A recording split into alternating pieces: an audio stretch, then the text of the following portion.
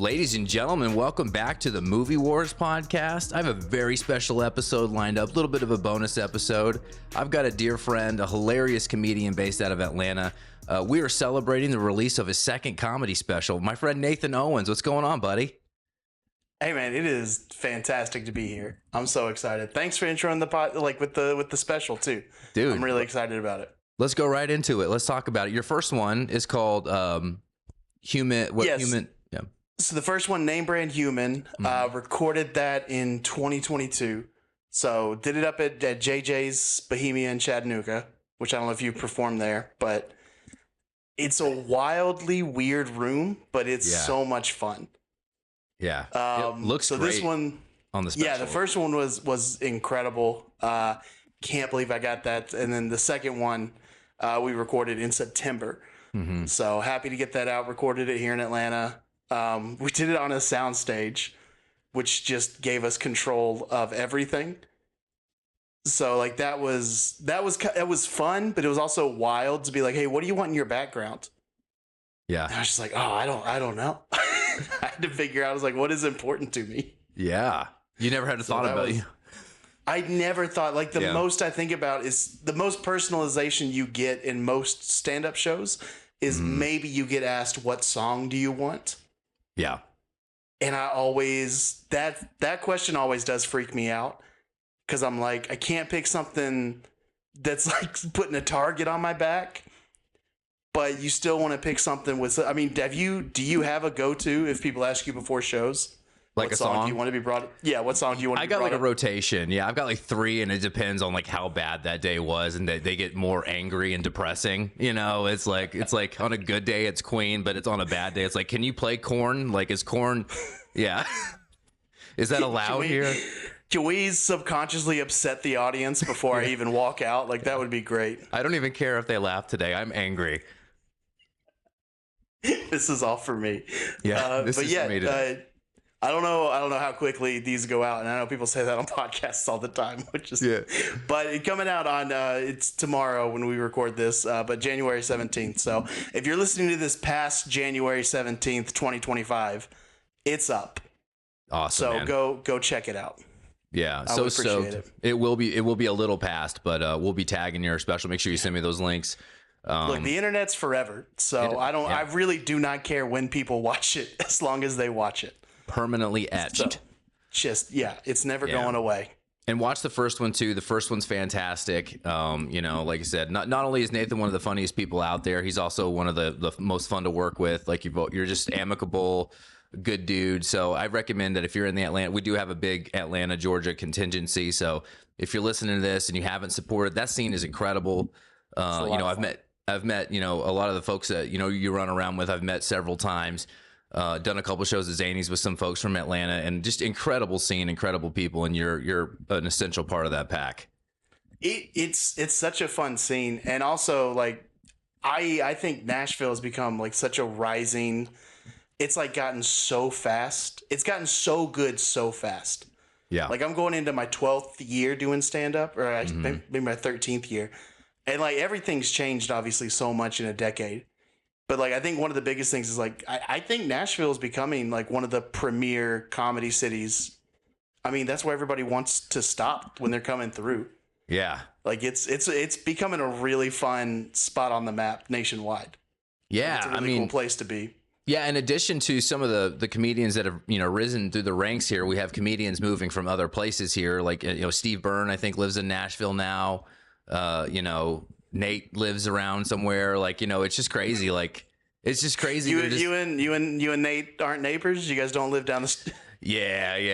You know, there was a place like, you know, he could have bought over here, but, you know, I was a little surrounded by people. And then, you know, he did his 9th, you know, Netflix special, and, you know, and was on Fallon for the 15th time. And it was just, it was getting a little claustrophobic.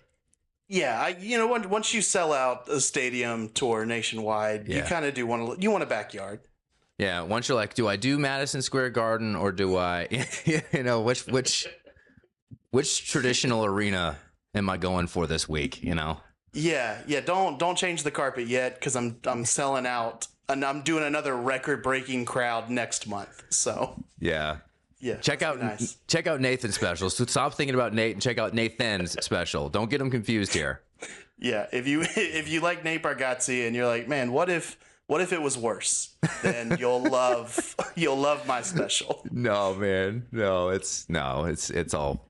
I mean, yeah, maybe. I don't know. Yeah. There's some subjective. There's some. Yeah, you can be subjective a little bit in comedy, and then there's other times you're like, no, that's one of the greatest of all time. Yeah, I'm thinking inwardly now. I'm like, where am I at? Like, where am I at? That's a fun conversation to have. Yeah, especially by yourself. Like in the shower, you're just like, your head's hanging low. Just like, where am I at in life? Where am I at? Like physically, I know where I'm at. I'm in the shower, but metaphysically speaking, I don't know where I'm at. Career-wise, what path am I on? What's my journey? I wish I was like the younger kids, like, because like I sound so old now. I'm 37 though. I have 4 kids, and like, I when I meet younger comedians, like it's like vibes. They talk about vibes and good feelings, and like you just talk. I don't know. Maybe you do like vibes. I don't understand vibes. I feel like vibes are something that I know it. I'm on a delay with vibes. So somebody can be like, vibes are here, and I'm like, I'm probably. Yeah. And then about 10 minutes later, I'm like, oh, that was a good vibe. But yeah, it takes a little bit more buffering for me with vibes. It's like streaming a really like high definition 4K movie to your smart TV that was the first smart TV that was ever made. That you got for $1,400 at Walmart in 2003. And it's like it's stuttering. Those are your vibes. Yeah. It's like Matt Damon saying something. I'm sure The Martian is great, but it took me 4.5 hours to watch it. Yeah. So once he hit the poo part, it was just over. I thought he was in Arizona. That's how tough it was to watch that movie. I had no idea. Wow, it's just hot. Oh, yeah, he's whining. Like, take the helmet off, man. Get some fresh air in there. Yeah. What are you panicking about? There's a Walmart a half hour away. Yeah. I hear Scottsdale's nice. Yeah. Well, we are talking about another movie today, and we kicked it around like when we were trying to, even before your special, was like, we got to get you on, and I knew we were going to do something sports because you have, and you can go into it, but you have, you're really involved in the Atlanta sports scene. You're always posting stuff and talking about it. You go to the games, man, and you rode the Kirk Cousins wave as much as you could. And involved is maybe the nicest way to put it when it comes to my relationship with sports. Like, I feel like that's saying like a stalker is involved. Oh yeah, just like, they're involved. You know how they get really sad from far away. Yeah, that's how involved I am with. But yeah, that's why I'm glad to be far away from Dallas, because I can cry from afar. Yeah, and unfortunately, sports fans on the internet are so much more fun to deal with. So you get that when you don't have the in-person community. So that's a lot of fun. They are so nice. They are so nice. They really are. Not irrational at all. No. Just really nice. Just really nice. Things always in perspective. It's a great time. Head over to your favorite team's Reddit for just a good time. Get banned tonight. That's your goal. I did get banned after the Braves won the World Series. I got banned from Twitter for 24 hours. Because I told Joe Buck to walk into traffic. Which I didn't think was that threatening. I thought that was kind of funny. Because it was after Freddie Freeman hit a home run. And Joe Buck, of course, who has to make himself bigger than every game that he does. He was like, oh, well, one must question, is this the last swing we ever see from Freddie Freeman in a Braves uniform? I was like, what are you doing right now, man? We are so happy. Yeah. And you're just like, but how long are you going to be happy? And I was like, that's the most Joe Buck thing he could have done. Yeah. Told him to go play in traffic. I don't know how many bourbons I had at that point as well. So I just imagining like his hair plugs are actually like steel, like they're attached to like his body's like an endoskeleton, like Terminator, and like they actually start from the hair plugs. And if he did get hit by a car walking in traffic, like the car would like dent around his body, and he would be fine. Yes, he would absolutely be fine. Yeah, his ego protects him. Yeah, and his dad will save him. Yeah. Or would if. Oh, sorry, that was a little dark. Like that's been his career path up to this point anyway. They do that, man. Like it's like if on your wedding day, your uncle, like you're like really happy, like you're excited, you're married, finally you met your wife, and your uncle like gives a speech. Is like, what day do you think you're gonna die? Like, do you just ever wonder, like, when are you gonna die? You know? Have you guys looked up the divorce rate in the state you live in? It's really not just the country, specifically the state you're in. Your county's broken, man. Have you talked to the pastor? He's done 7 divorces this year. Yeah. He doesn't have great stats. Yeah, he's retiring. Yeah.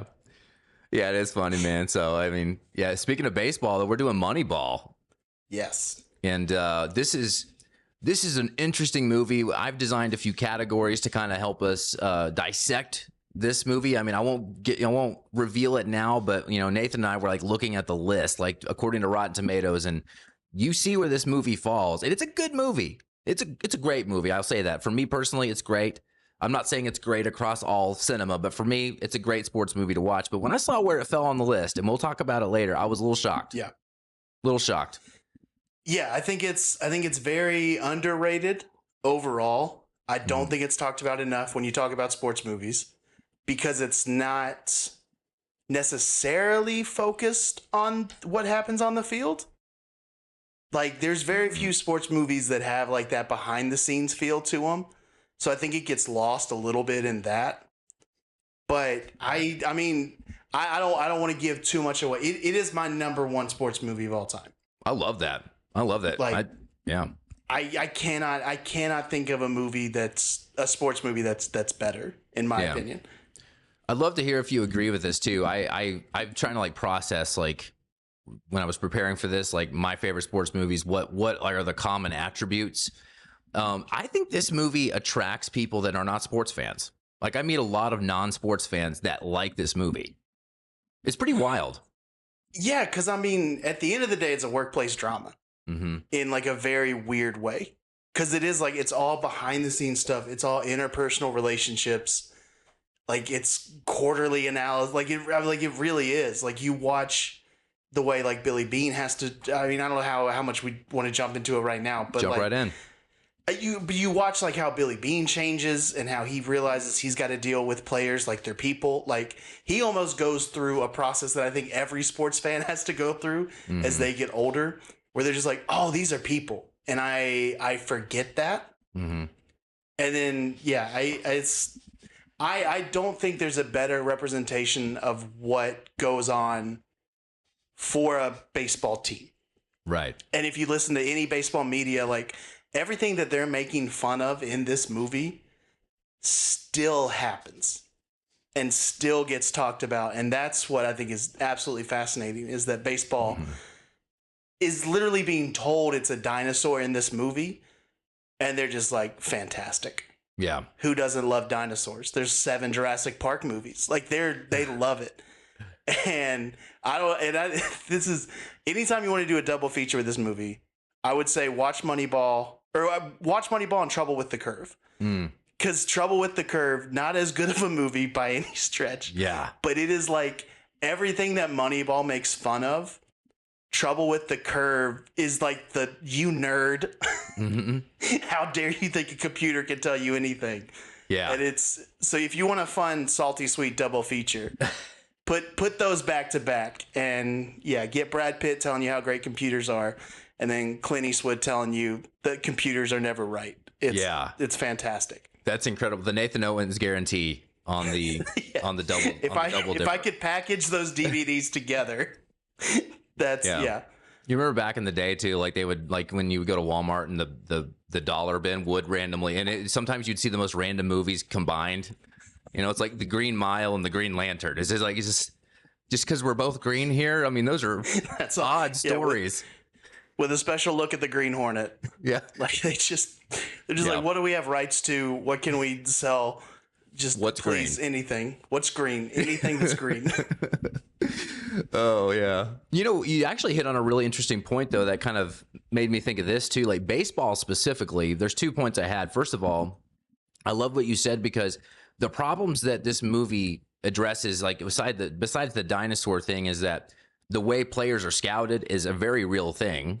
And it's really specific to baseball as a team sport. Now, tennis players, gymnasts, Olympians, like as individuals, yes, they do get approached at a young age and they begin very young. But baseball as a team sport, compared to the NFL, the NFL doesn't go out and get young kids and give them big deals. And, basketball really doesn't. I mean, yeah, they can take younger high school kids, but basketball doesn't, by and large. I mean, maybe there's back end deals, but baseball, this is a very specific thing that happens there. So, yeah, and I think it's weird. It's weird watching how baseball works, because you look and you see of like when Billy Bean's getting recruited, so in all the flashbacks, and they kind of break down you can go to college or you could take this deal, like that kind of stuff of like, I can't imagine being a 17-year-old kid basically being told like you're going to make or break your career right now, which is never true. Like, so often guys hit their prime in baseball, especially, is like 25 to 29. Yeah. Like, you get that massive contract usually, I mean, that could be changing soon, but the late end of your 20s. And so you think as a 16-year-old kid being told like, this is when you have to make your decision, when you should be being told, hey, you're not going to hit your prime for another decade. If you go to school, you'll recover. Yeah. And that's just so interesting to watch that, especially with all the NIL stuff that's going on now in college sports, where you're just like, yeah, baseball's been messed up for a while. Yeah. And it's wild. Yeah, it's wild. Second thought I had too is this movie is one of the kind of the first. It doesn't lean into the mercurial. It doesn't lean into the majestic nature. Like so many of the most beloved baseball movies have some supernatural element. It's almost like they couldn't do a baseball movie unless there's angels in the outfield or a ghost or, it's, spirits or or a big dog in a trailer park. It's like there's always got to be some weird. This movie is baseball, and it's baseball. It's baseball, and it's the ugliest, boringest part of baseball, which is the numbers and the like behind the scenes stuff. Yeah, because I think Moneyball, like it not only doesn't add any like fantasy, it's the aspect of baseball that people think is the most boring, which is not the actual on the field stuff, but like the numbers behind it. Yeah. And the setting, like the things that like baseball nerds love, because we do need to use the term nerd a lot more when it comes to sports fans, because that's what, especially baseball people. Yeah. But yeah, and as somebody who like plays fantasy baseball, like has always loved the numbers behind it. Like there's something, and when you think about it though, there is something mystical at times about the numbers. Like if a guy's hitting 300 and they're 0 for 3 and coming up to bat, you're like, oh, well, they're due. And there's like there's something fun about that. Yeah. And it's like now that's when the magic keeps, or like when you see, I hate that I keep bringing it up, but Freddie Freeman's grand slam in this World Series, there's something so magical about that moment that you can't exactly get. Like the fact that people are getting tattoos of it. Yeah. And it wasn't a game deciding, like, or a series deciding home run. Like it was, but there's something magical about that moment. And I think that's what baseball captures more than anything else. Yeah.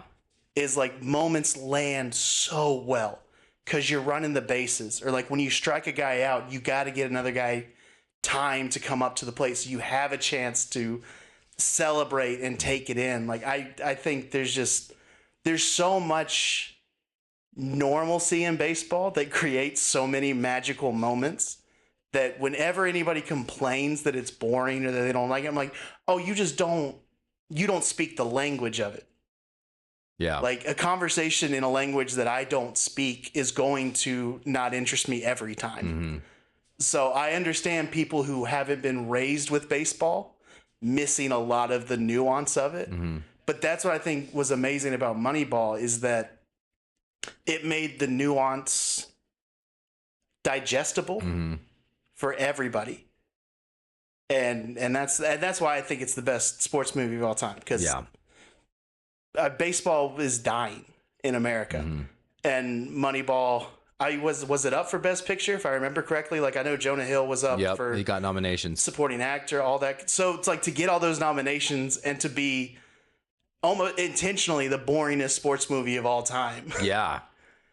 Yeah, dude, totally agree. And I just think I'm like, aside from Moneyball, I'm actually just like a giant Brad Pitt fan, and I love watching this arc of his career, because the older he gets, the more range and kind of these interesting characters he takes on, like Once Upon a Time in Hollywood, and this was such an interesting role. I loved watching him, play Billy Bean, and this kind of defeated, but in some terms, you could look at him as a guy who, who it was successful, because he may have failed in MLB, but he still was gifted. I mean, he still has an incredible story, but he doesn't see it that way.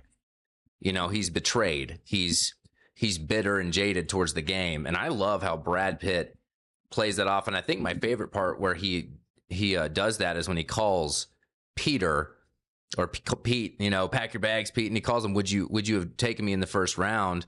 I was like, whoa, like that's where the movie changed for me. That's when I knew what kind of movie this was. I was like, oh my God, this is about his thing, his baggage. And that's one of my favorite moments, because it was like, that was how he decided to hire him, because he was honest. And pack your bags, Pete. I love that part. I love it. I love a justified petty journey. Yeah. That's not in denial of what it is. Like, there's the scene with him and the head scout where the guy's like, all right, one scout got it wrong 20 years ago, and now you're on this crusade against all of us. And you're kind of like, yeah. Like, he doesn't deny it. He doesn't go like, oh, you're wrong. He brushes it off a little bit, but you're going like, oh no, he's being called out for kind of what he is doing, and what did change a lot of baseball. I mean, you look at the teams that have won since then. At least they mentioned the Red Sox did it with the system, and then the Rangers took it a step further a couple years ago, where they literally basically had AI help them build their roster. Wow. And so they moneyballed Moneyball. Yeah. Like, so you see where he changed the game, and in that moment where almost any other movie would have probably led to a big speech about how it's not about that, or he's like, yeah. So get out of the way. Like, that's exactly what I'm doing. That's amazing. Adapt or die. Dude, yeah. And I love that scene so much. A question I have for you as a baseball fan, like, so it sounds like you kind of grew up with it, you understand it. I'm like a big NFL fan. I've kind of surface level with baseball. I mean, I enjoy it, but I'm not as deep on it. Are these scouts, were they really that crusty like that? Hearing aids and blindness and, old and horrible haircuts, like the whole bag, baby. These guys were crusty. I think like that. And also when you think about the A's as a franchise, the owner, and that's something that has aged so well, is him disliking the owner. Yeah. Because you saw the A's are moving because of the owner. And because of how bad he is at this. But so, yeah, of course, they're not just going to have the oldest, crustiest scout. Like, they're going to have the guys that he's barely keeping on the payroll. Because you think anybody who wants to outbid the A's for a scout is going to. So any innovation that they had got poached by another team. So maybe it's a dramatized version of that, but I don't think it is. Yeah. Because old baseball guys talk, look, and sound just like that. And especially the bottom of the barrel for an MLB team. Yeah.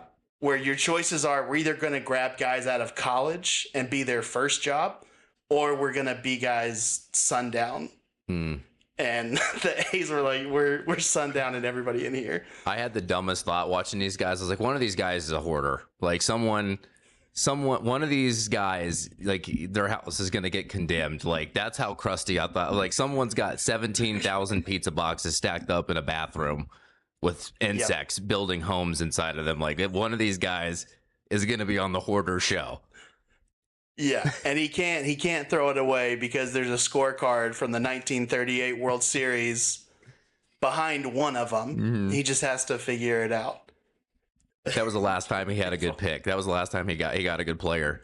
1938. That Papa John's box. He got that Papa John's box reminds him of Shifty McGregor, the best left-handed center fielder he's ever seen. Oh God. I have a bit that I do because I have this racist grandpa that hates basketball because the bit's just kind of about how he thinks basketball is for black people and the NFL is not somehow, even though the statistics are very, very opposed to that 70%. He's talking about kickers and linemen, right? Yeah, just a couple of big boys out there. But you better be able to kick it a mile or just be from Iowa, one of those corn-fed boys. And you saying that name reminded me, one of the parts of the bit is about how like he's thinking of the NFL during the 1940s when it was like they had the industrial white guy's name, like they played in the NFL in between their shifts at the meatpacking plant, and their names were like Buck McManus or Buck McMulligan or those 1940s Ohio meatpacking plant names. Here's how easy sports used to be, and I'm a baseball fan that, if I'm honest, I have zero respect for anything old in baseball. Yeah, like I'm sure Babe Ruth could hit the ball great. In today's game, he's Prince Fielder. Yeah, but.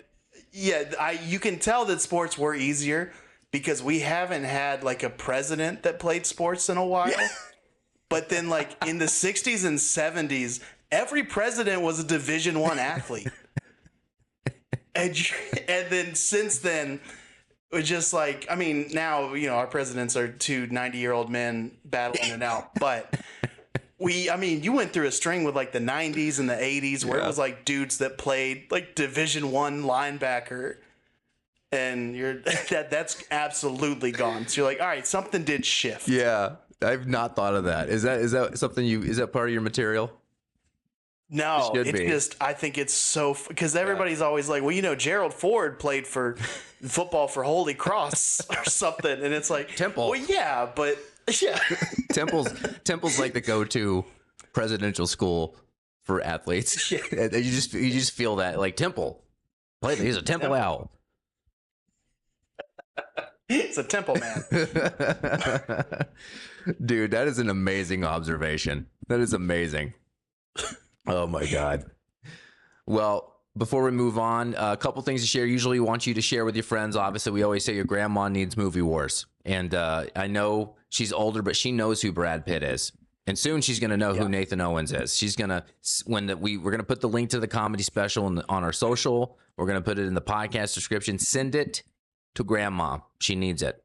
Yeah. She needs it. Even if you just mute it and walk out of the room, you can tell her I'm a doctor or something that has to talk to her. Just whatever you got to do. Every view is valuable. Yeah. So at this stage in my career, mute it. If your grandma's in a nursing home, go into her room and then go at many doors that are unlocked and just turn it on for somebody in there, and then just walk out. So, because what have you done for old people? Like, seriously, what have you done? Right. Nothing. I know it's probably nothing. Probably haven't even called your grandma today. Yeah. I don't care if she can't hear you. You haven't called her. Yeah. You can FaceTime her. Yeah, she can see. She won't pick up. But you can say I tried. Yeah, it's because she's talking to the TV. You show her FaceTime one time, and then she's talking to the TV, thinking that the TV's interacting with her. It's just arguing with the weatherman. You're so full of it. You're never right. You'll never work in this town again. Yeah. Snow. Oh my God. Anyway, share with your friends. Please. The questions. As a reminder, these are questions to generate comedic conversation because we're comedians. We have comedian guests, but also just to get a little deeper on the movie. So this was going back to the Scouts. The whole time I'm watching this movie, this is the question I'm asking myself. Are you ready?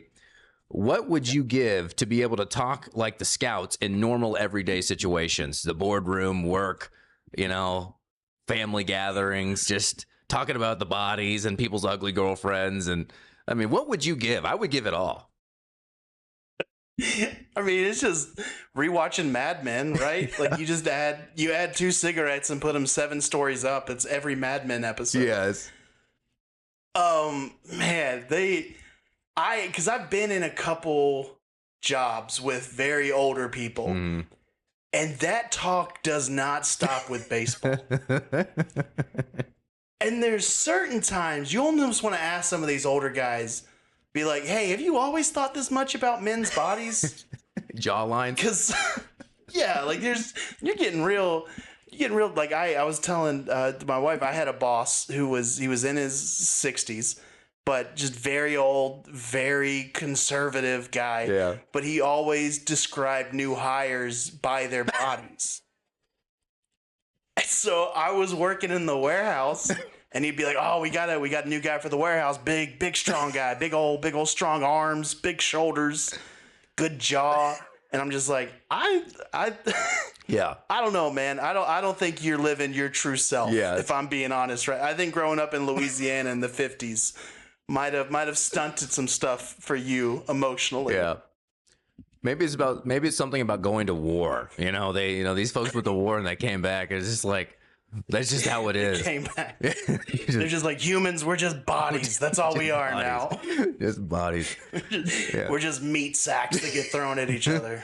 I love what they're talking about his jaw. I'm just like, it's like got a strong jawline. It's like, all right, cool. How's he hitting? Yeah.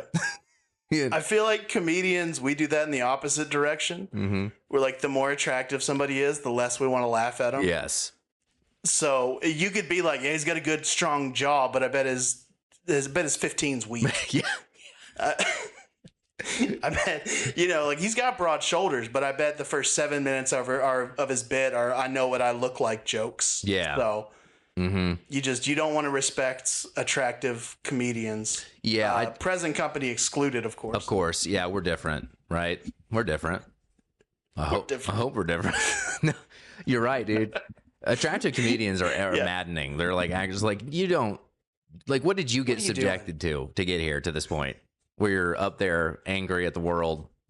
Yeah, you're just showing off at this point. Yeah, get off my stage. Yeah. I do love that that's a real thing. Like, it's a world. If you're not a comedian, it's hard to understand, but it's just such a weird, like, not to use the word vibe, but just such a weird through line. It's like you see an attractive person walk in the room to do stand, be like, you're in the wrong room. We're here casting dispersions. Like, which is, and also just because socially stand-up comedy always feels like it's behind like 30 years. Like, if you're an attractive man, everybody's like, you're not funny. And if you're an attractive woman, everybody's like, why don't I help you write? Yeah. Like, and no dude that's good looking has any potential. Yeah. And then every attractive woman, you're just like, I bet I could do something with your material. Like, why don't we go grab a drink and talk about it? And she's like, ugh. Why don't you take the hot dude out for a drink? Like, he's new too. Yeah. Like, why aren't you asking him if he needs help? There's a lot of ick. Yeah. There is. But I mean, I still feel like, though, we talk about comics in a similar way where it's so many inside terms. Yeah.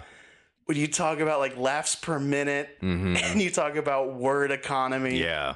Like literally after we started editing this set, and it was myself and the guy who directed it, David Perdue's another fantastic comic that tried to cut his teeth directing this for me.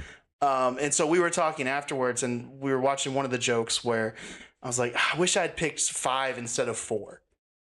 I was like, since then I've been doing it with 5 and it's been getting a bigger laugh. Yeah. And David just goes, that's the dumbest thing you could have possibly focused on. But I think, like, as a comedian, especially when you write a joke and perform it so much that you get so nitpicky. And so there's these dudes that have watched a right-handed 6-foot guy for 30 years.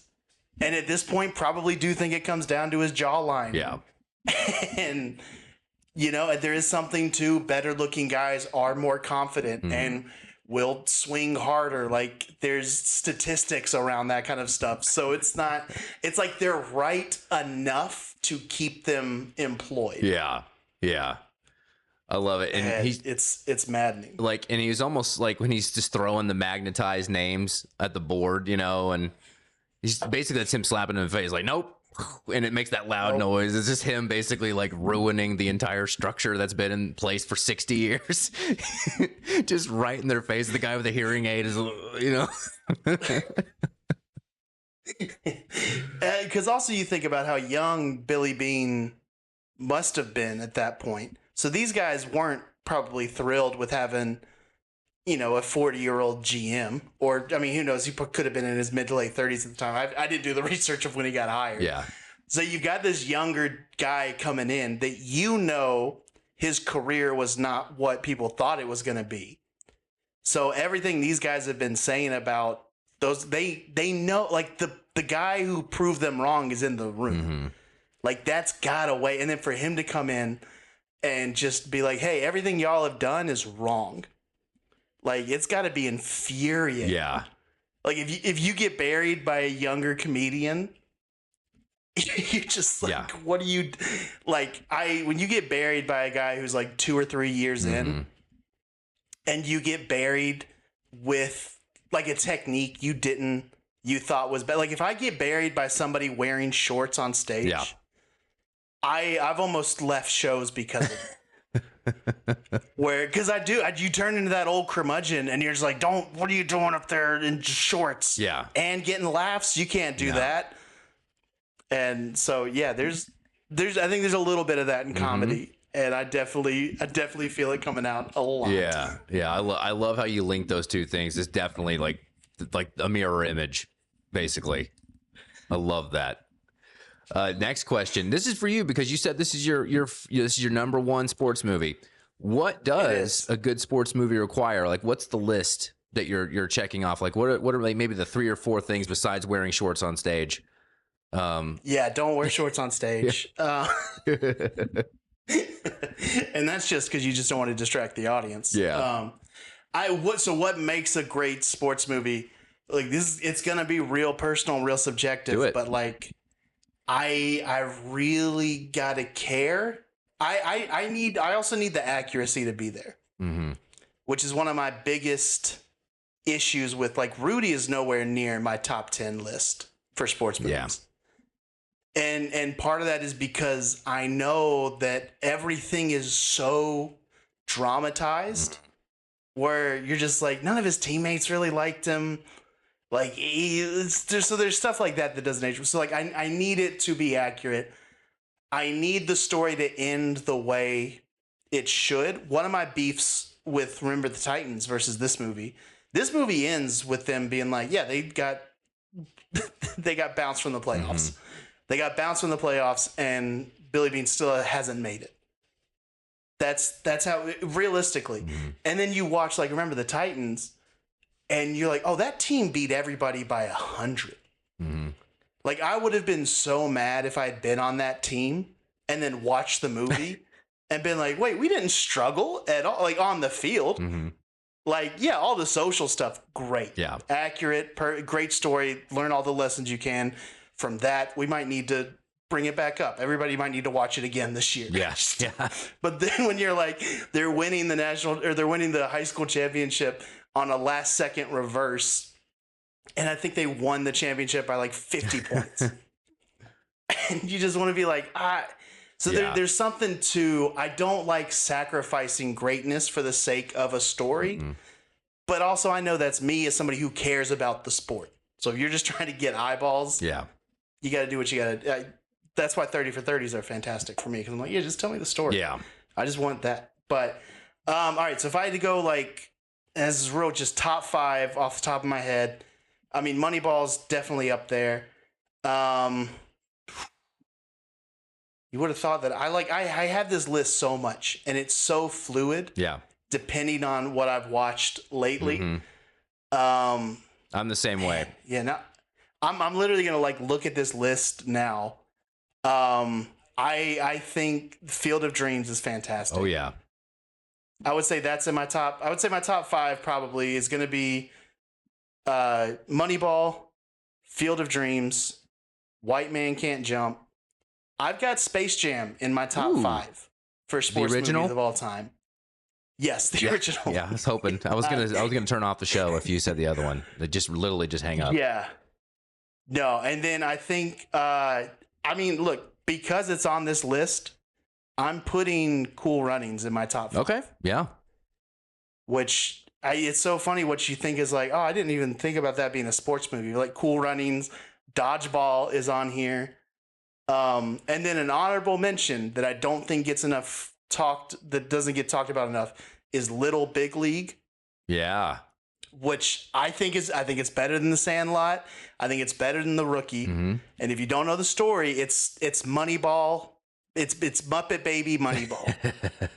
Because it's a child who is somehow is given the Minnesota Twins. He's a majority owner of them, and he hires himself to be the manager. Oh wow. And so it's a 10-year-old kid managing the Minnesota Twins. And it's fantastic. That's awesome. I actually haven't seen that one. There's a ton of like early 90s baseball cameos in it. Like it's like a baseball like Mike when it comes to that kind of like time capsule of where the sport was that year. So yeah, Little Big League. Highly recommend it, for the kids who want to watch Moneyball. Yeah, that's awesome. Great list. I love that. You went right to it, man. I love it. This is probably do the randos, and these are just the, Well, I want to ask, because you're more of a movie person than me. So from just a strictly movie fan perspective, what does it take to get you into a movie about a sport you don't like? Yeah. Because I'm very curious about that. Yeah, I that's a really interesting question, because my list of sports movies would definitely veer dramatic, and they're mostly fighting movies. And I do box for exercise now, but like I'm trying to get into boxing. It's not the sport it was, so I sometimes will get on a kick where I'll watch old boxing, but I actually got into boxing because of movies. So I guess you could. That wasn't the Paul brothers. I thought that's who. Yeah. You were saying earlier, Jake Paul's what got you. Yeah, into Jake boxing. Paul. Yeah, I mean, well, I'm part of his multi-level marketing team now. These vitamins that we're slinging, dude. They're, I mean, I had to pay a lot, but it's Jake Paul. I'm not gonna say no. It's yeah. No, right. You can't say no. Yeah, just slinging vitamins. Proof is in the pudding. Yeah. Why do they all sling vitamins? That's like the first step. Once you make too much money compared to your IQ level. And it's just vitamins and energy drink. Because in your mind, that's what smart people sell. Yeah. Because you're like, well, I'm not an idiot. I'm not gonna sell candy like a little girl. You need vitamins. I'm gonna sell vitamins like a man. You see any Girl Scouts at a gym? No. It's all big, strong men who look like me. Good bodies. That's what it always comes back to. Good jawlines.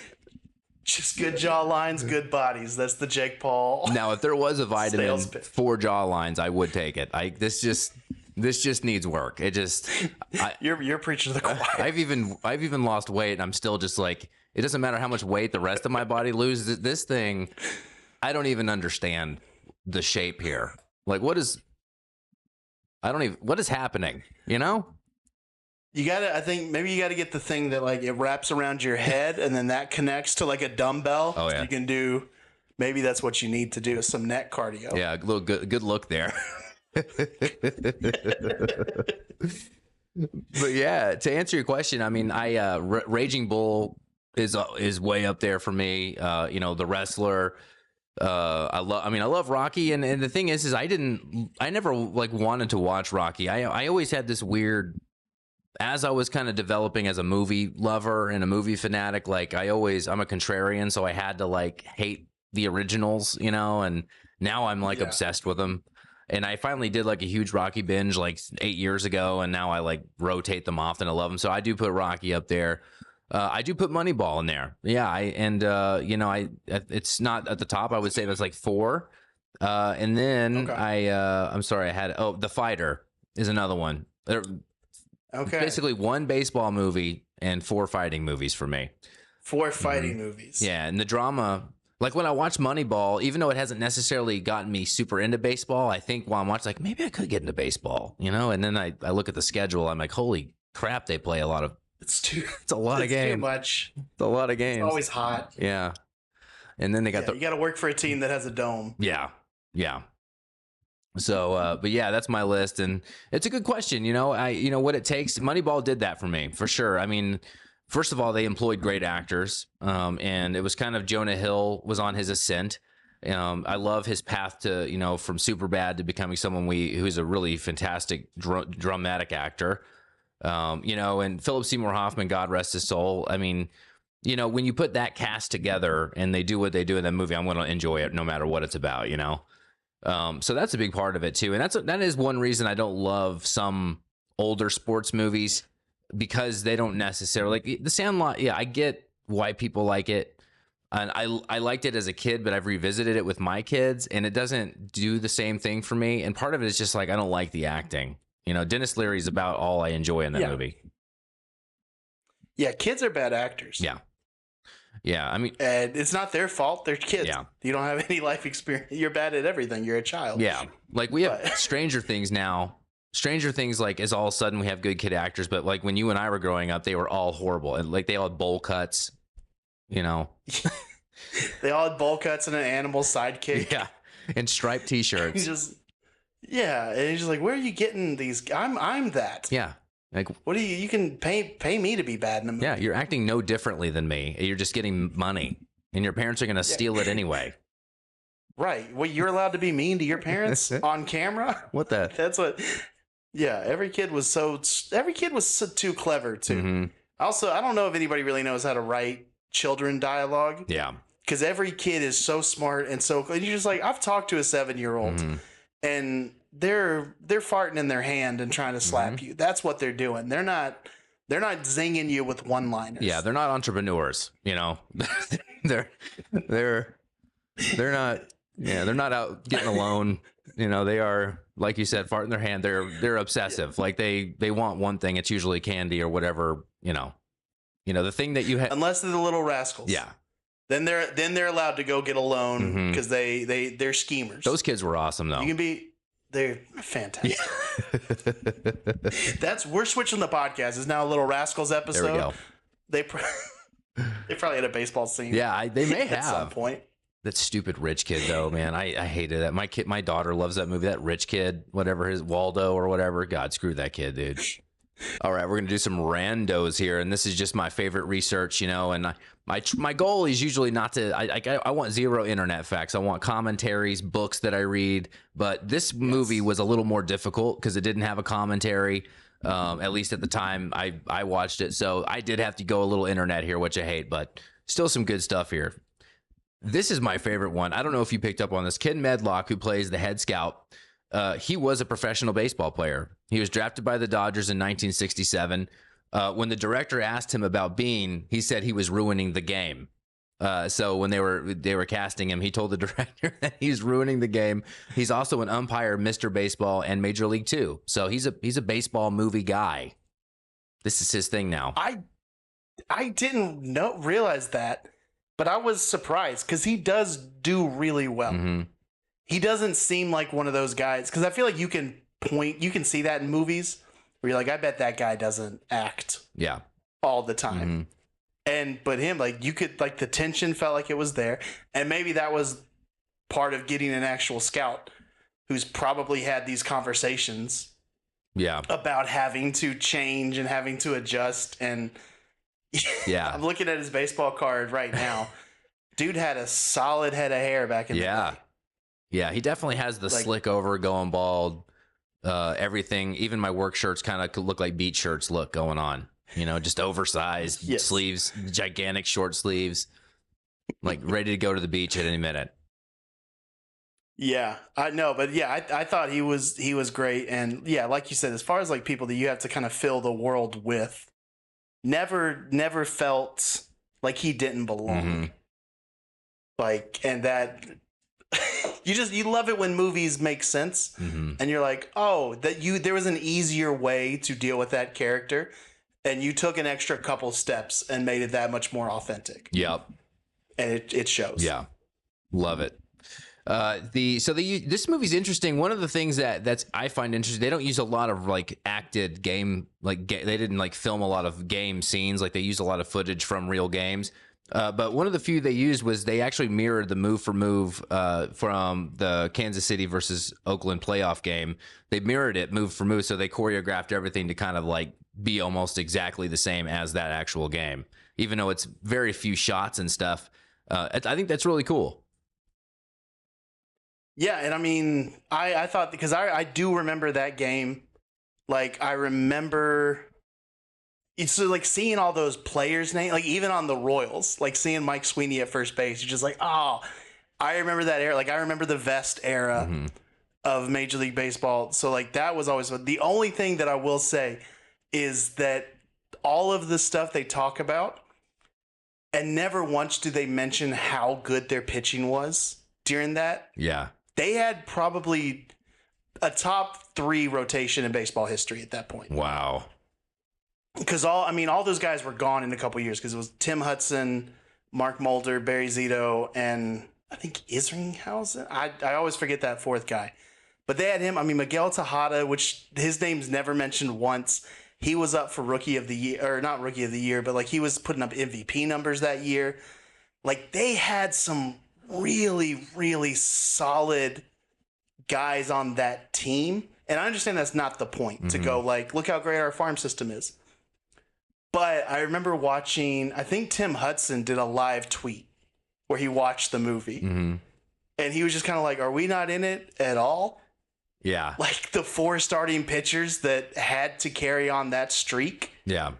Which but again, that's the baseball person in you going like, we're more numbers. Can you make it more boring? Yeah. And at some point you're just like, just go watch a baseball game. Like I was watching the movie, like making notes, and then at some point I was like, I just want to watch a baseball game. I'm literally taking away everything. Yeah. It's not like so. Yeah. But I did find that disappointing with the overarching season is that you never talk about the pitching. But yeah, I remember that home run, and it was eerie, and I really liked the way that they did it. And I think other movies should do it that way as well, because you can tell when guys are not in the sport that they're comfortable playing. Yeah. There's that scene that went viral where the guy's trying to throw footballs or something, and everybody just tore him to pieces. I forgot, it was some CW show, but it leaked, and then people are tearing him apart because you're just like, well, yeah, because it's not something you can just pick up. Like people think you just pick it up and learn it, but it's like baseball, especially like swinging is difficult, and like looking like you know what you're doing is difficult. And so like I appreciate the movie getting it right when it had to, but also I think knowing that less is more. Like we don't need to show everything, because I feel like the more we show, the less credible it can feel. Yeah. So I loved that approach. Yeah, and the darkening, like when the lights went down and they're playing kind of in darkness, I thought that was a really cool approach too. Kind of making you feel a little more claustrophobic about it, like you said, a little eerie. Love that. Yeah, fantastic. This was kind of cool, and it's so funny. I don't know why I never remember Chris Pratt is in this, and I think at the time it wasn't nearly as relevant, and now you look back, it's like, wow, Chris Pratt was in this. It's funny that we would ever say that, because his career is so weird to me.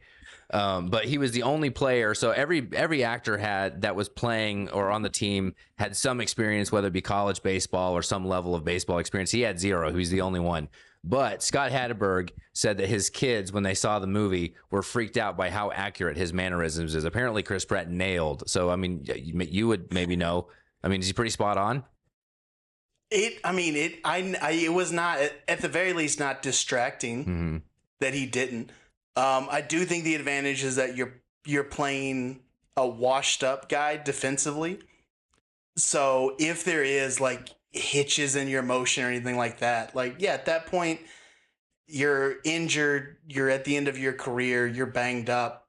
So it's like, that is the place to put a guy who does not have all the experience to go like, yeah, it's going to look awkward, especially the whole thing about him moving to first base. So you think he hasn't taken a grounder from first base in probably 15 years. Yeah. So I don't know how intentional that was, of like, the one guy who doesn't have experience, let's bring him in. But I mean, fantastic. Because I feel like more times than not, guys get it so wrong.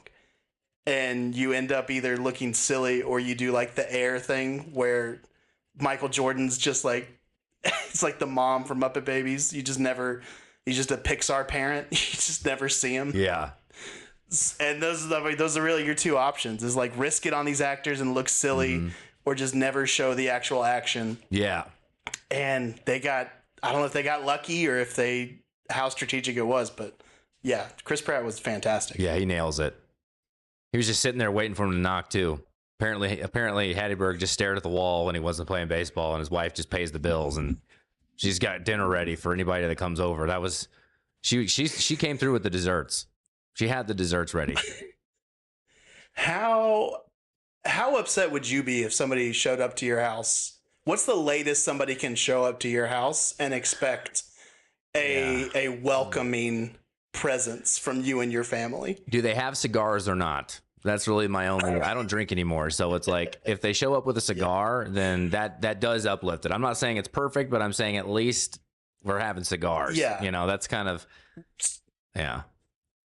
But yeah, I don't like visitors. I do not. I don't like it when UPS people ring the doorbell even though they don't need me. Oh. You know, it's like, no, just drop it. You don't need my signature. Just like, oh, I'm here. Bye. Just wanted to make sure your dogs are barking. Mm-hmm. Just anybody who was taking a nap is now awake. That's all I wanted to make sure. Yeah. I know it's a new age problem. In what's his face, Sebastian has that great bit about we've got company. You know that bit? How do you say his last name? Sebastian Montesecco. I hate ruining his name. He has that amazing bit about we've got company, and his get the Entenmann's, you know. Yeah. And he talks about how in like his traditional Italian family, like company was like they couldn't wait, and he's talking about how now it's like you hear the doorbell ring, everybody hits the floor, and they're trying not to be visible in the window. It's a perfect bit. You got to check it out, but.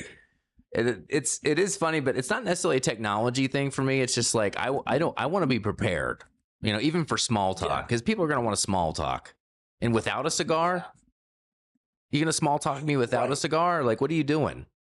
You know? Yeah. So for everybody listening, when you show up to Kyle's house at 11:30 p.m.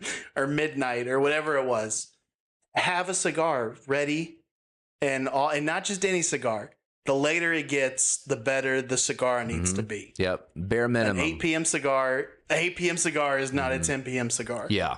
So it's got a bare minimum be a Arturo Fuente double chateau. Robusto at 8, Torpedo at 10, you know. Goes, I don't know if you're a cigar. I feel like I need the government to hate the country that the cigar is from. Yeah. And that just makes it better. Yeah. Yeah, it's true. Yeah. Like if you're just like, oh no, this is we have a great relationship with this country. I'm just like, ugh, I don't know if they, you know, nobody's like, this cigar is fresh in from Toronto. Yeah. You're just like, I don't know if I can. Yeah. Yeah. This one was hand rolled in Cornwall, UK. Which is like, you can keep. Yeah, you can keep that. It comes over in a tea, like a tea bag. Yeah, I want one that makes me sweat as I walk through TSA. That's the kind of cigar you want. I need it to stay with me. I need you to smell it on my breath for at least 4 days. You know, it's got to leave an impression. I need to be complaining that it's still around. Yeah. Like I need to be it's still in my, I'm still smelling it. Yeah. How about you? How's too late? Like what is your, man, I mean, 8 p.m.'s real tough. And that's as a childless couple. Like when kids show up, I'm scared to touch doors at friends' houses that have kids, no matter what time of the day it is. You're wise. Because I'm just like, I don't know who's in bed. I don't know how long it took you to put somebody down. I don't know how much of a battle it was. Because with my luck, it's going to be the worst bedtime ever. I'm going to show up and just go knock, knock, knock. Yeah. And then the dog barks. All the kids jump back up. And you're just like, well, there goes a friendship. Yep. You will draw the ire of mama. Yes, you will. Yeah. But no, if it's a pop in, there's not a time of the day where you will be openly welcomed. Yeah. Now, as somebody raised in the South, you'll get a smile and a hello, but when that door closes, it's a real bless your heart moment. Like it's not a fun bless your heart straight to hell. But, yeah. Yeah. That's what I hope you get everything you deserve. Yep. Walk right out there. Get banned from the Reddit. Wishing you and Joe Buck out there in the traffic. There we go. Yeah. Save me a hair plug. Yep. One of those steel hair plugs. Yeah, and so Paul DePodesta actually, and I think he he worked with the Browns after he ended up working for the Browns at some point, but Peter Brand is who that's based on. And I guess he just didn't want his name on it, you know, and so that's why they changed the name. And apparently, you know, some of the mannerisms that Jonah Hill has and some of the way he plays them up isn't really a lot of his personality. And it's true. I've seen Paul DePodesta in some interviews when he went to the Browns. He's kind of comes off as just a really handsome, you know, Harvard graduate who's really smart. He's not. He really isn't that guy. At least if I'm remembering correctly, this was years ago. But have you seen interviews with him? I haven't seen any interviews with him. Now, I did listen to the audiobook of Moneyball a couple years ago. And so, but I've not seen any like pictures or interviews with him.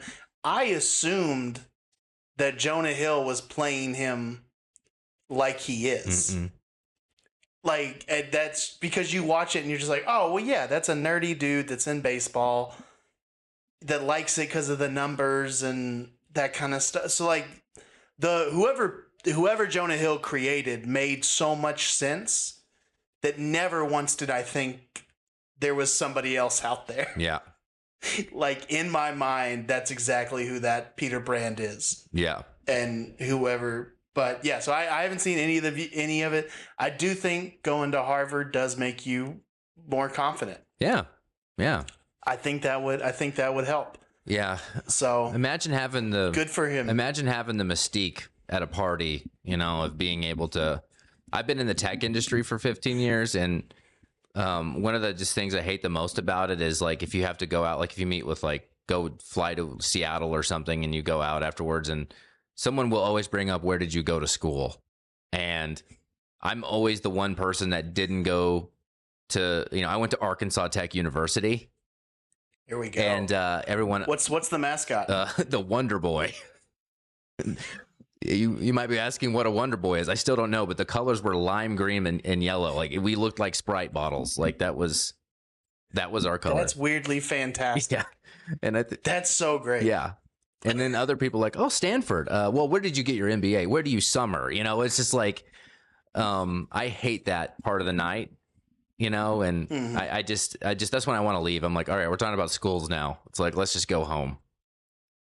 Yeah, I mean, Conan O'Brien has said it, where, you know, he's a Harvard grad, and he said, I've like worked really hard to get in there, but he goes, I don't feel like I got that much better of an education than anybody else that went to a college. Yeah. So it is like so much of Harvard is the mystique and the name. And then, yeah, at the end of the day, it's like, all right, what's really in there? Because I don't know what you do to get kicked out of Harvard, depending on who your dad is and stuff like that. Yeah. But yeah. But yeah, Harvard athlete, because I know the Ivy League doesn't give out scholarships. So being a student athlete is very tough. Mm-hmm. Like it's tough at any school, but especially a school that like you're still a student. Like you don't even have like a scholarship to kind of point to and be like, the school's investing in me in this. Like you have to, like, I cannot imagine how tough the daily life is for a student athlete in the Ivy League. So, you know, kudos to this guy. I'm sorry they cast Jonah Hill for you. Yeah.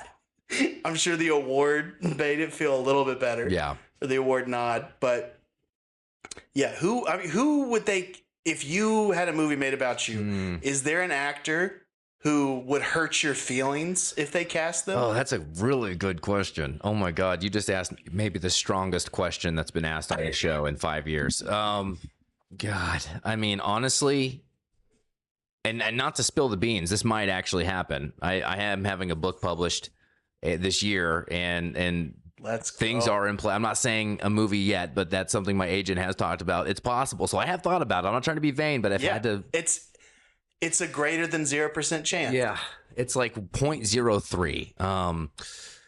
God, I honestly, I can't think of anyone who everyone would be honestly an upgrade. Yeah. I think anybody that got cast as me would be nice. Mm-hmm. I've been called Jonah Hill several times, but that's just any white girthy dude's gonna get called that. I think it would hurt my feelings if somebody like went into training to be me, Mm-hmm. that's what would hurt. If like, because you like Chris Pratt is blown up and slimmed down for stuff like that, and we've seen other. I mean, Christian Bale's done it.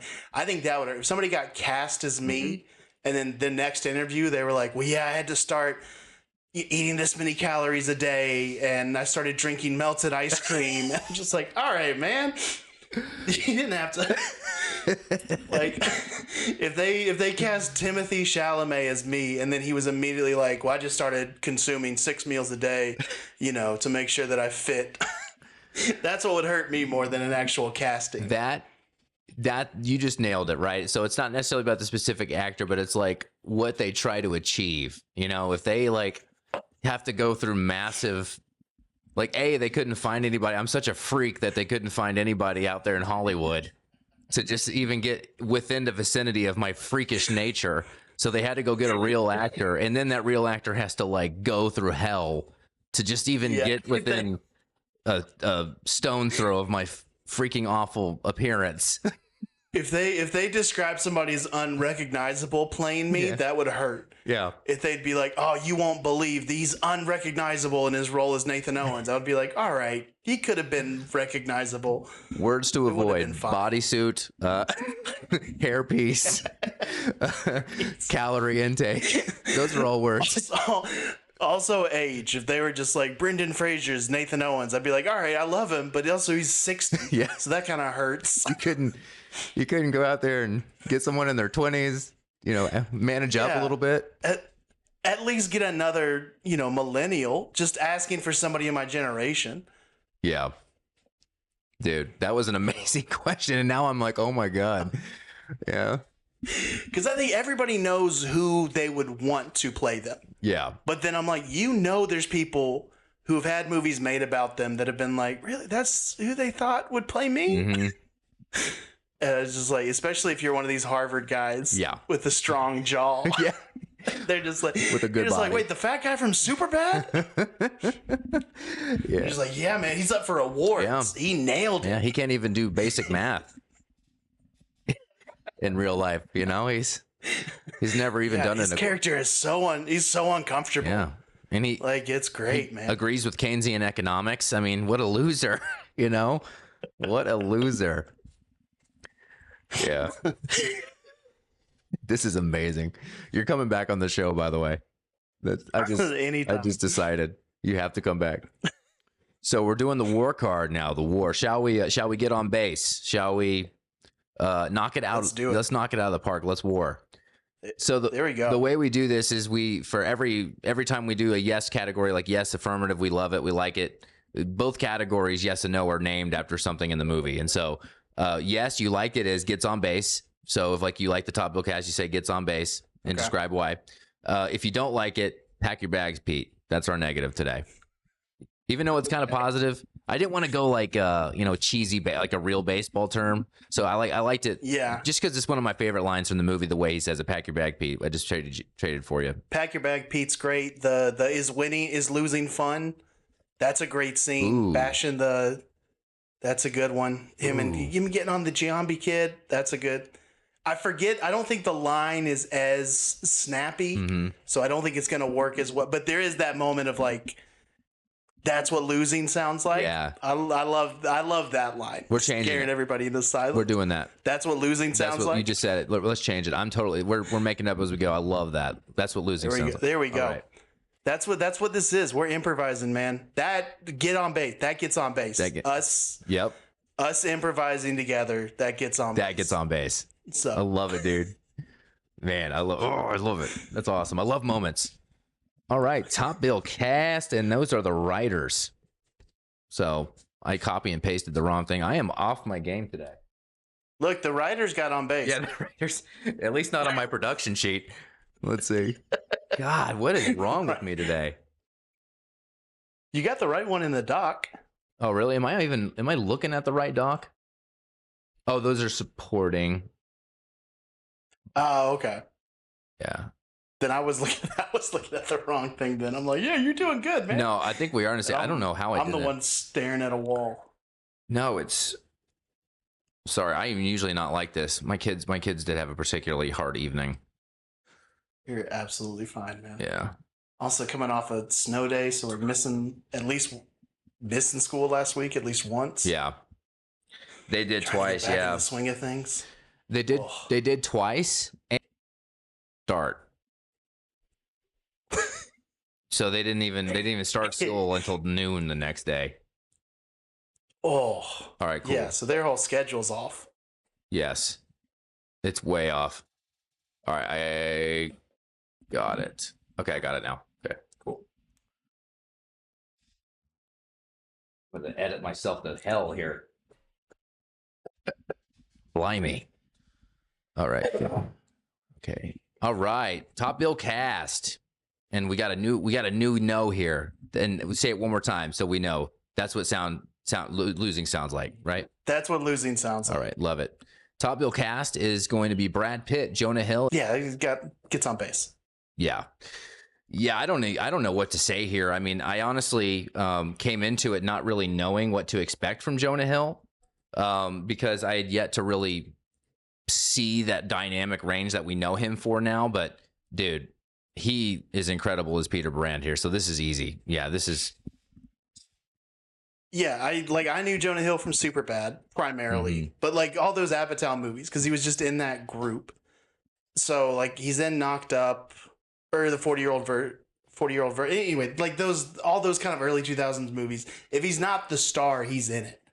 And so yeah, which Superbad was it's one of my favorite movies at high school. So I was thrilled. And it's like, oh yeah, Jonah Hill's in a baseball movie. This is going to be great. And then you watch it and you're just like, oh, this is spectacular. Yeah. Like, where has this been? And then all of his friends were just like, yeah, that's been there the whole time. And I think that was one of my favorite things is all of his friends were like, yeah, y'all are late to this.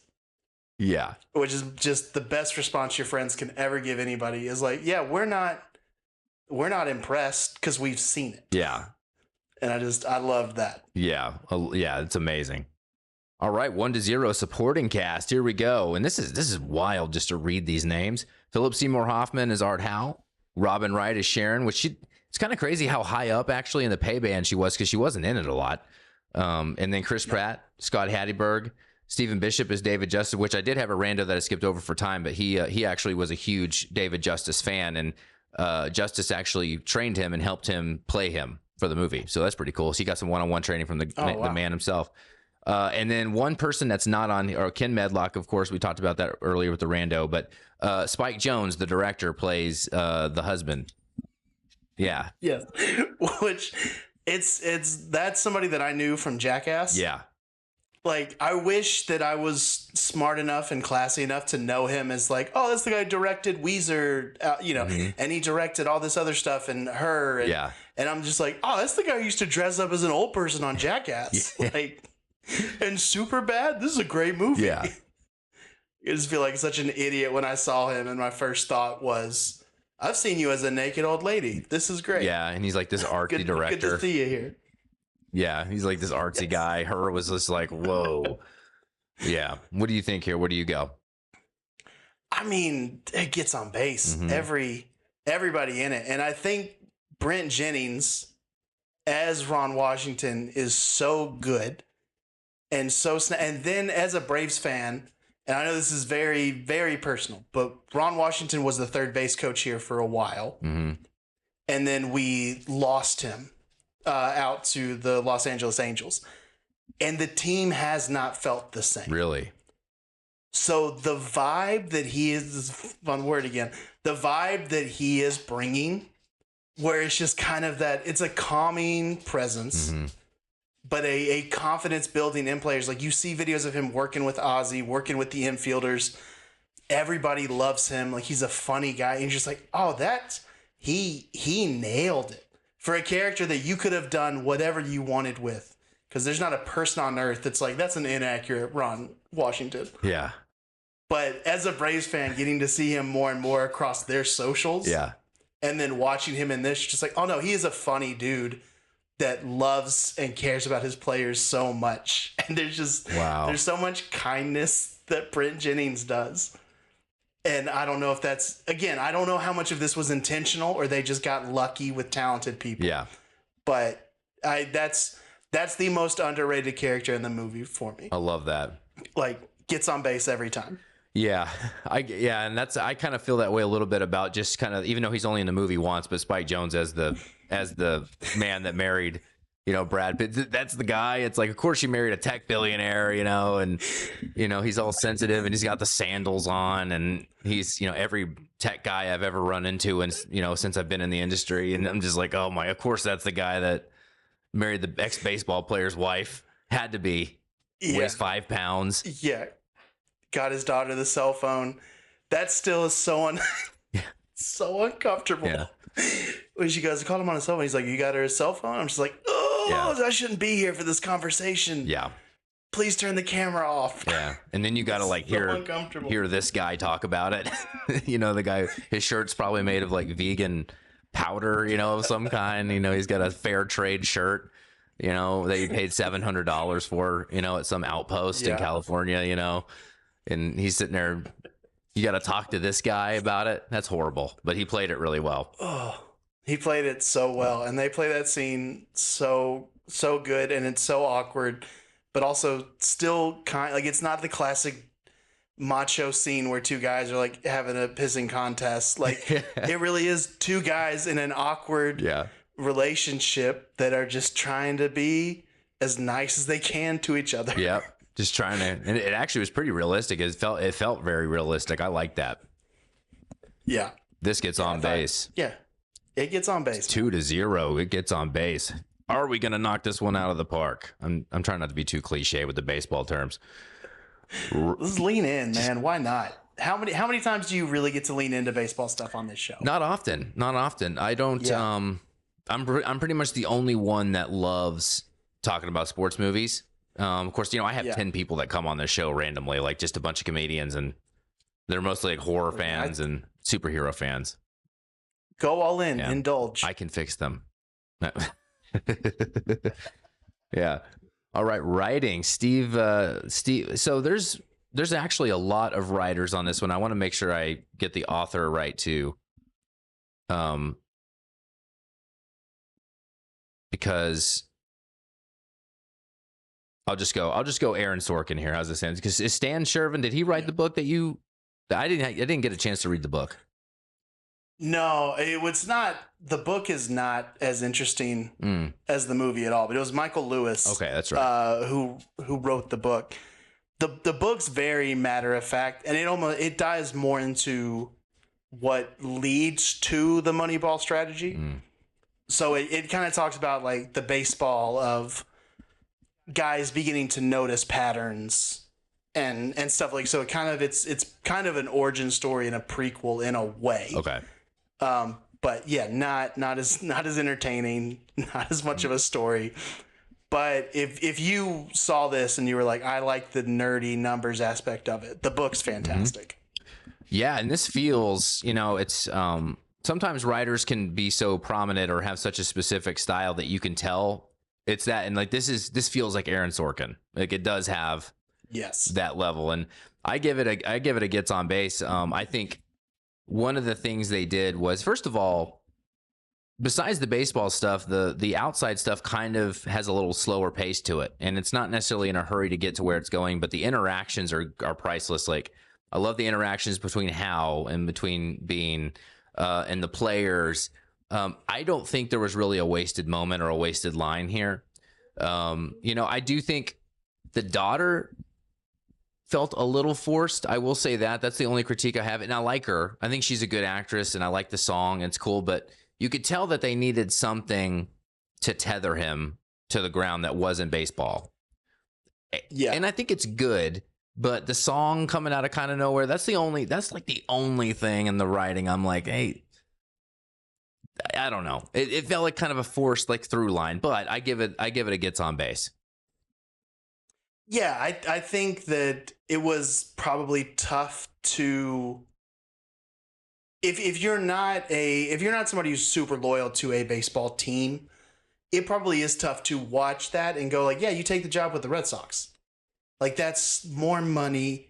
It's so I do understand them bringing the daughter in and being like, we got to give it more of a reason than just he loves the A's. That's not going to make enough sense to people.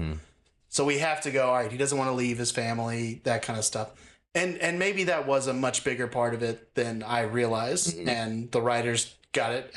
I will say, and I'm going to double check this as I'm saying it, I think that song came out like 3 years after the movie is supposed to take place. Really? And that's my only gripe is that you couldn't have just Googled that real quick and just gone, let's give her a song that somebody released in 2002 or whenever this movie is supposed to happen. But that's not like, what am I doing? It should have been with that. Nobody else cares. Should have been a little more realistic. Like, she should have been really bad, you know, like just learning, barely can play a chord, you know, or can't even sing, and he's having to pretend. Yes. Oh, that's really good. Yeah. Just a super supportive father. That would have been a little more, but she's like freaking stellar, and you're just like, what is this? What's with this family, you know? Also, never hassled once by a salesman in the guitar shop. You gonna buy that? Never. Yeah, you just get wait. No, you can't just sit and play. Yeah. Like we're not a library for instruments. Yeah, you just singing. You're just gonna sing a song. Yeah, name 5 guitarists. If you're just gonna sit there, no stairway. Yeah, so Moneyball is supposed to take place in 2002, and that was what was it? What's that song called? Enjoy the Show, I think. Enjoy the Show. And now I'm like, you can cut this out. Enjoy the show release. Enjoy the show. Yeah, that. Oh, wait, never mind. That's a different song. Yeah. Anyway. Whatever it is, it's a little too polished. We can move on. That wasn't going to be a quick. I thought that was going to be a quick, fun thing. Yeah. And it wasn't. So I apologize for making you edit that out or making your audience listen through whatever you left in. It's good. We got to just lean in, and she's just too polished. But she is. I will say it gets on base, but that was a blooper that got on base, but it got on base. Yep. Overall, it wasn't as solid. Yeah. Sometimes you trip and you still get there. You still get to base, and that's what Moneyball's about. Doesn't care how you get on base, just get on base. Enjoy the show. Get on base and enjoy the show. Yeah, that's right. All right. Directing, Bennett Miller. And also interesting, I wanted to pull a couple more of his credits in. Capote, which he did with Philip Seymour Hoffman, which was kind of a huge thing for Hoffman in terms of his career. And then Fox Chaser with Steve Carell. I never saw Fox Chaser. Really good. Kind of really eerie. Does he have a history now? And I'm only making this connection because of Jonah Hill and Steve Carell. Does he have a history of like being like, I want to be your first serious role? Because I feel like that was Steve Carell's post Office. Like I'm actually a talented person. Yeah, that's a good question because Philip Seymour Hoffman had Twister, and he The Big Lebowski, which we just covered. He has a minor role there. Yeah, I mean, it could be a thing. I mean, he's not. The movies don't necessarily all feel similar to me. I would need to rewatch them. I've only seen Fox Chaser and Capote one time. So I probably should go back. I've seen Moneyball 50 times. Maybe go back and see if there's any continuity with the style. Do you prefer directors that have a real distinct style and everything, or do you like guys that are able to kind of adjust to different stories? I kind of like both. I think Tarantino does that really well. He has a very distinct style, but he can jump in. Nolan is actually a guy that, even though he's distinct, he's tackled what we just covered. Tenet. Every movie is a different genre. It's like heist movie, and a spy film. He really dives in. I love that. But yeah, I would say the Coens and Scorsese is probably top 2 for me. And I love how I can you can land on a movie on TBS and hear it for 5 minutes, go, that's the Coens. I do like that. So what about you? Yeah. I mean, the extreme is Wes Anderson. Mm-hmm. And it's just when it's good, it's good. When it's bad, I'm out. I'm not somebody who's I love the style and I'm always in on that kind of feel. Nolan might be the best example of you don't realize how much of his style you like until you watch multiple and start to recognize stuff. Yeah. But yeah, I also appreciate directors that are like, I don't need to bring me to the table. Like, I'm receiving kind of a complete script with talented actors. Like, I can kind of, I can manage this. I can be a game manager versus having to inflict my own style. Yeah. And so I appreciate directors that can, because that is putting your ego to the side. And, it's not always, I'm not saying it's always egotistical to make a movie in your style. It's your right as a director. Yeah. But I do think it's nice when guys can go like, no, I can adapt to this. And Nolan's a perfect example of that. Yeah, I think Oppenheimer feels so different than Batman Begins. Like, it's great. Yeah, who feels really different is Catherine Bigelow. One of my favorite movies of all time is Point Break, and that's how she kind of came onto the scene. But then she did Black Hawk Down and then won the Oscar for Zero Dark 30. And look at the differences between Point Break and Zero Dark 30. I mean, you talk about like a shift. I mean, yeah, pretty incredible. I think she's someone that's really like has a really unique approach, and like Black Hawk Down is like vicious. I mean, that's just crazy. So she's very different. What happened in her life? Yeah, she was like, no more crime surfing movies. Yeah, we're telling gritty, real stories about the horrors of war. Get these fun, attractive heroes skydiving. Get them out of here. Well, she became James Cameron's third ex-wife. That might, he has to marry one new woman per movie he makes. That's kind of his rule. Linda Hamilton. He does love water, and so after that, she was like, only desert movies for me. I can't. Water reminds me of James. I can't do it. Yeah, no more water movies. Only landlocked locations. Dude, that's a funny. What happened to her? Point Break's so much fun, and it's so silly. And then Black Hawk Down's it's a great movie, but one of the worst experiences of my life. Yeah. Like, to the exhale after that movie ends. Yeah. We get a young Tom Hardy in there though. That's pretty cool. Yeah. I think Orlando Bloom gets like chopped in half in that movie too. Like, he's in there where you're just like, oh, this was just kind of whoever was around. Good. Chop him in half. I don't care. With a name like that, chop down all the Orlando Blooms. Had no idea I was accidentally stepping into the I have no beef. Least Bloom friendly podcast. This is the least. This is not the Bloom Zone. Okay, if you want to go do the Bloom Zone content or the podcast, you just go do that. Okay, don't bring that in here. I do love the idea of somebody who loves all movies but just hates Orlando Bloom as a passion, and just be like, why would you even say Caribbean? You know how I feel about Orlando Bloom. I don't care how famous is. If he walked in here right now, I'd give him the snake eye. I know you. I know your type. I saw the Hobbit movies. Why were you there? Yeah. So do you get on base with the directing here? Oh yeah, that's on base. Yeah, it's definitely it's also got a coloring too, and that really comes down to the next category. So we'll just go to that one instead. I was fixing to comment on things I like that had nothing to do with him. So we have two more categories after this that are, like we call them like bro categories. They're just fun, made up, whatever. This is our last traditional category. What's in front of us? This is cinematography, production, design, sound, costumes, editing, all the things, and hearing. Yeah, I'm probably a bad guest for saying this. I think it's a near perfect movie. Like, everything about it feels exactly it's set in the exact time period that it's supposed to be. Everything about it feels authentic. Every character feels authentic. The way that they move, like, it would have been so easy to make Brad Pitt cool. Yeah. But they still kind of put him in oversized polo shirts and pleated khakis. And you're like, he's one of the coolest dudes, like one of the most stylish men of all time. And they were still just like, we're going to give him a pretty early 2000s haircut. We're going to give him a pre 9/11 pair of khakis and sneakers to wear around.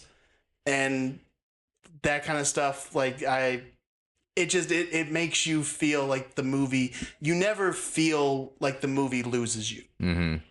There's never a moment where you just go, that felt off. Yeah.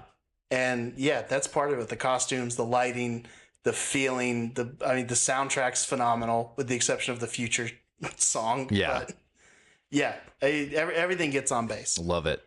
The only reason I struggled with this one is, and it's not because I didn't dislike that they did this, but there's a lot of real game footage in it. And I just wasn't used to a sports movie where they weren't reenacting a lot. Like, yeah, they do a little reenacting, but they also lean on footage a lot.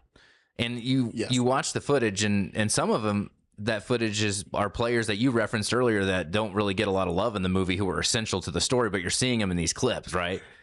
And so that was a little odd for me because, you know, so many of my favorite movies are sports movies, are fighting movies, like, you know, Rocky, and like just the way they did Raging Bull, like really good choreography. But then you get into movies where like the choreography kind of ruins a good movie too. Like I love Jerry Maguire. It's a top 50 movie for me, but the football scenes are very heavily choreographed. Like, you know, to like when he flips Rod Tidwell in the end zone, like that was so cheesy, you know. And I think baseball is one of the easier sports to do this kind of stuff with because you can show players so individually in baseball. Yeah. Like football, you can only show a guy running by himself for so long. You have to show guys chasing him or tackling him or so. I'm like, it takes, you know, 12 guys on each side or 11 guys on each. So it's like, it's such a bigger thing to shoot. And I feel like America as a whole and most movie fans are so much more used to seeing football games on TV. And it would look weird to watch a movie about a football game and see a guy soloed out like that. Like you would go, somebody should hit him by now. Yeah. But I think that's why like baseball is like it's the perfect sport for movies because you can take these moments and have like a real close up on one person and then zoom out and show the game film. And it's also a sport that, to its detriment at times, historically looks very similar to how it's always looked. Like you look at World Series from the 60s, like Willie Mays, you could plug him into any team right now. They moves the same way. Really after the 60s, baseball looks relatively the same. So it's very easy to just plug in any year for any guys, like, and the equipment all looks relatively the same. Like you're not having to produce leather helmets for guys to wear or anything like that. Like I feel like baseball was such a natural choice cinematically. Yeah. And whereas and that's one of the reasons. Like today, if you plugged in like a defensive end from today into the 1940s, like he would absolutely like Javon Curse would absolutely devastate every single person. Anybody would. And like almost any other sport. And like the NBA, as much as I love, you know, basketball, there's a certain era that if you go back to, you're going to have a lot of trouble finding actors who kind of look and move like those guys did. Yeah. Because it is so jerky. But baseball, the swings look the same. Yeah. Like it's the same fundamentals. The field looks the same. Like there's a comforting consistency to it as a fan. And then you look at something like that and you're like, oh, this is perfect. Yeah. It's so like, it's like a Lego. Just pull out one piece, plug in another one. You don't skip, you don't miss a beat. It's fantastic. Yeah. Yeah, so where I ended up landing was I liked it because I think my even though I was like I would love to see like a good attempt at a lot of choreography at the same time, it's giving us opportunity to really enjoy this dialogue, to really enjoy the scenes with the daughter and the family and his personal struggles. And some of the best baseball scenes that are choreographed are the flashbacks where you're seeing him strike out and because those felt really heavy. So I think when they did choose to use it, they used it in a really good way. So I totally go gets on base here. Yeah, it's been on base for me. You're living on base. We are living on base. This movie lives on base. Every time I turn on the TV, it's runners of the corners. We're crowding the plate. We were actually. Here we go. So that actually does lead well into the next category. So, given that there are some choreographed scenes, like what do you think about it? Do those get on base for you? Do you like the moments they do use it, or do you think they should have just gone all with old scenes from real games? Or yeah, I mean, I think they did the perfect way of showing, you know, because they mix the old games with a quick show of, you know, Philip Seymour Hoffman in the dugout. So you kind of get that. So I thought that they did it perfectly. I do think, like Jaws, when you've got actors, less is more with sports. Because at some point, somebody is going to get exposed. And I think you see it a lot with I mean, you brought up Stranger Things. Stranger Things is one of the worst basketball scenes I've ever seen. But also, it's like, it's not what these guys do. Like, you can't, you know, ask guys to do things like that. Anyway, so I would say, like, yes, I think they did a great job. Less is more. Show a few key moments, but even then, respectfully reenact them as accurately as you can. And yeah, show the footage, because that's what people love to see. They love to see that grainy 2000s stuff, like the Sports Center. Seeing an early 2000s Sports Center clip pop up, like, just warms my heart. Like, stuff like that, I think, fantastic. Yeah. But yeah, sports scenes, less is more, I think. Cool. Yeah, I agree. It gets on base for me too. It's like, I mentioned this earlier, but they made creative choices, like with the lighting, with the scene that they did a play-by-play emulation of the Kansas City game. And I love how it gets dark, and it's just you just got the diamond, and everything else outside of it is really dark. And I also like how they used lighting in slow motion with the flashbacks. I really felt like you were, I don't know who the young actor is who played the young Billy Bean, but he did a great job as facial expressions. Like, I feel like those moments actually weighed really heavily, because you're seeing kind of slowly, they're minimal, but you're seeing why he's bitter, why he's jaded, why he's okay with destroying the system. And it gets on base for me. So I think it's perfect. And I'd like to see some newer sports movies that kind of maybe, you know, lean less on choreographed sports and, you know, maybe lean more into that dialogue like this movie did. So yeah, I agree. Boom. Well, I mean, it's too late now. I mean, we're winning. I mean, it's a winner, but we got one last category. We got to do it. Hey, swing away. And this is green light. Yeah, swing. Just swing. This is a fun one. I love randomly getting to pull like data and analytics because I'm a nerd, you know? It's a good movie to do that for. This one's called Drafted Too High. Was this drafted too high? And I only say that because, you know, we have the Ryan Leafs, you know, the number 1 draft picks that do nothing, overrated coming out of college. You know, this movie, I pulled and analyzed the top sports movies according to Rotten Tomatoes of all time. And I'm going to read a few. Number 1, The Wrestler with Mickey Rourke. Number 2, Hoop Dreams at 98%. Both of those are at 98%. Raging Bull, 94%. Something that's classics freaking cinema. Creed, 95%. Wow, Creed's up there. Ford versus Ferrari, 92%. Moneyball at number 6 with 94%. Beating Rocky at 91%. The Fighter, David O. Russell, Christian Bale, and Marky Mark over there. Senna. I don't know that one. Do you know that one? I don't even know that one. I'm looking that up now. It's a racing movie. Boo. Cars aren't sports. I don't know. Maybe they are. They would probably someone out there is going to hate me for saying that. But it's cars aren't sports. Yeah. Well, just give the medal to the car. They're the one that did all the work. Like Lightning McQueen. I'm so familiar with Cars. Is Cars on here? Yeah. Is Cars one of the best sports movies of all time? If Ford versus Ferrari is. What if Cars was like number 2 above Raging Bull? That would be. This is wild though. Now I'm like looking down this list. So When We Were Kings rounds out the top 10 at 98%. Some of these aren't even in order. I don't know why it's doing that. But $1 Million Baby is outside of the top 10. Hoosiers. The Blind Side. I didn't like The Blind Side. It turns out that whole story was bullshit anyway. League of Their Own. Sandlot. I'm not surprised at Sandlot. Overrated. No, people are going to hate me for that. The Natural. Oh, Major League. Major League. Love it. I don't know in the year of our Lord 2025 if I can recommend Major League on the internet. Yeah. But man, what a movie. Yeah.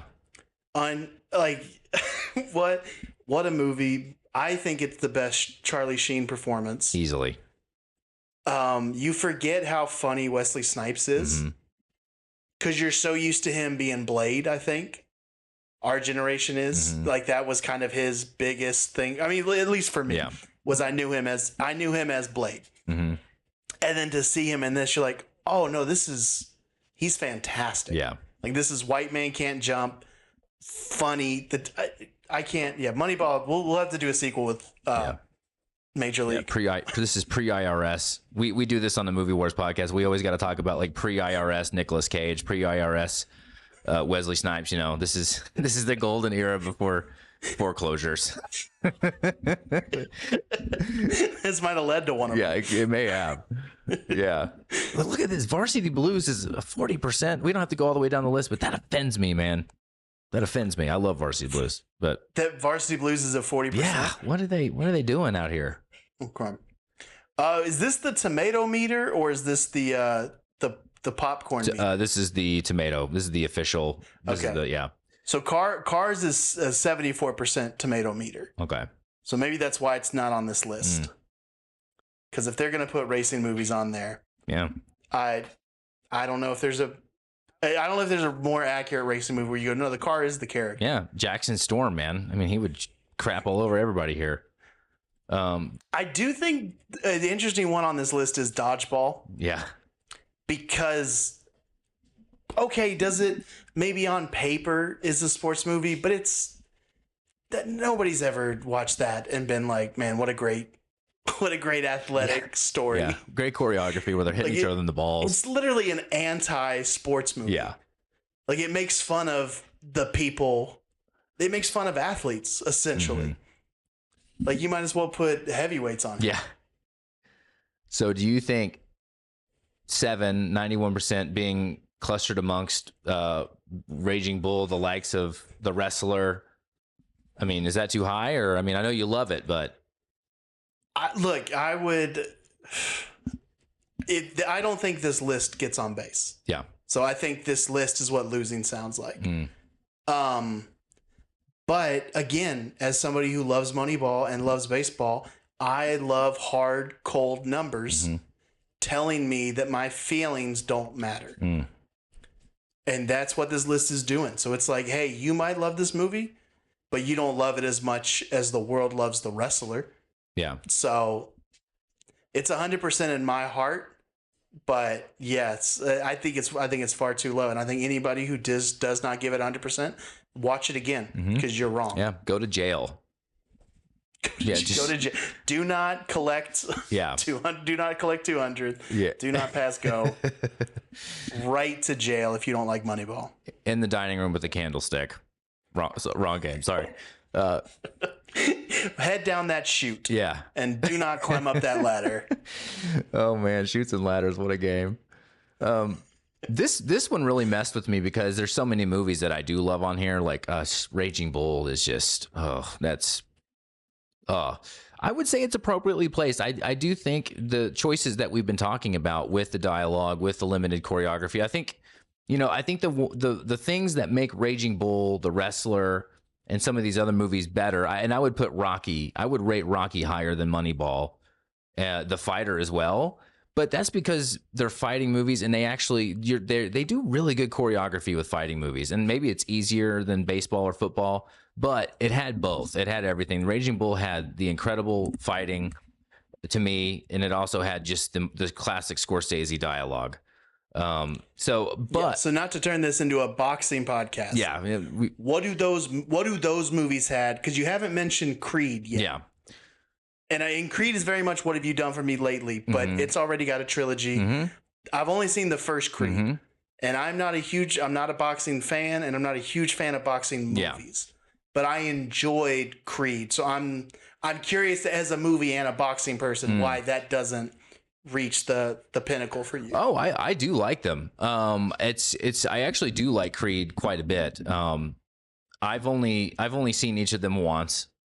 For me, it was just maybe, and it might have been just some bias at the time because I'm like, how much more can we get out of the Rocky franchise? You know, that was my thing going into it. It's like, we're just bleeding the Rocky franchise to death, you know, and then you got Rocky 5, you know, and you just old. Does Creed fight in the second or third movie a family member of Thunder Lips? Because I know he fights Drago's kid, right? Yeah. Yeah, I'd have to remember. And then and I'm like, that's great, good Rocky villain to bring back. But Hulk Hogan's a villain now. Yep. So where is the son of Thunder Lips coming to fight Creed? Yeah. I'll get back on board with boxing movies. Yeah, I got to dig in. If you can bring that back. It's been a long time. I'm trying to remember. But no, I do love. I don't know which one that was. Yeah. I do love Michael B. Jordan. No, I'd put them up there too. I mean, they're, Okay, they're in the conversation. Yeah, they're definitely in the convo. Sorry, I just, when I see Raging Bull, I go places mentally, Yeah. No. I get it. Like those are classics. And Creed again, like they had to almost had to like reinvigorate a whole genre that the 80s nailed. Yeah. So I get that they were playing from behind the 8-ball, but I was just curious if it was like, oh, did everybody miss something where like boxing and movie people are like, it's good, but it's not. Yeah. Yeah. It missed the mark. It's not a KO. Yeah. Oh. Right? Oh. For down for the count. Yeah. Yeah. Against the ropes. Throw in the damn towel. Gambling. Oh. Yeah.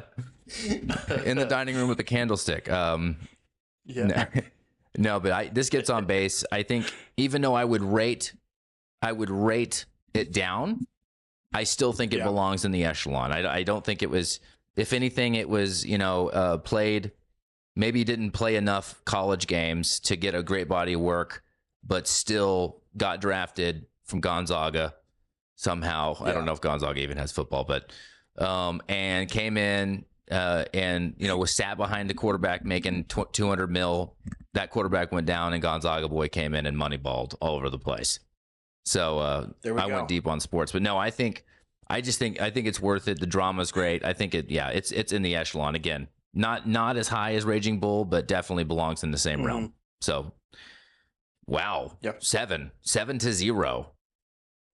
7-0. Not surprised. And that's Moneyball. It's all about getting on base. Yeah.